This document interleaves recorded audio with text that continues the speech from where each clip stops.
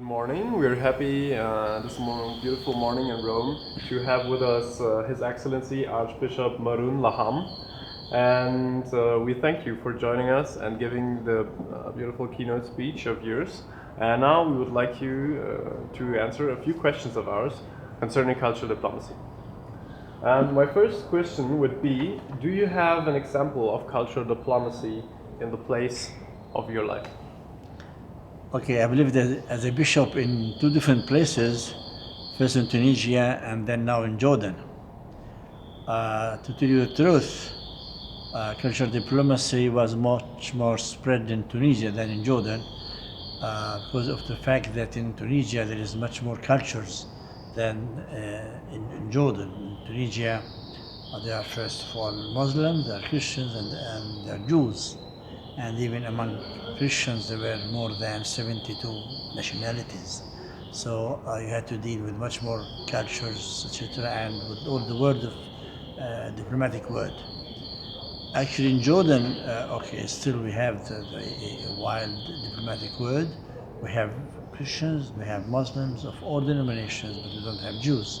So there is, both in Jordan and in Tunisia, a real and rich experience of cultural diplomacy. Thank you for your answer. And my second question would be, how do you see cultural diplomacy in the future? I think that they have to collaborate because culture is a very important component of the society, and diplomacy also is a very important component of the society, and both they have to deal with values and religions, since our colloquium here talks about the role of religions in the peace and cultural diplomacy. I think that they have to collaborate because cultures, diplomacy, and religions have an aim, which is the good of everybody and the commonwealth of everybody.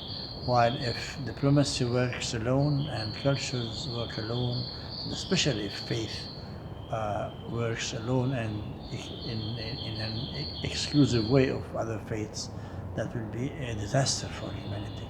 So they have to work together and they have to understand each other and to collaborate with each other. Okay, so you said it was important to collaborate with each other. And how do you think that politics and religion influence each other? It's a very long history between politics and religions.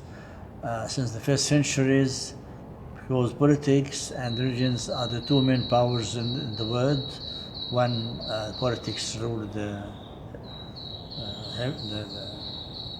life of everybody, while the religion speaks of the heavenly life, of the other life.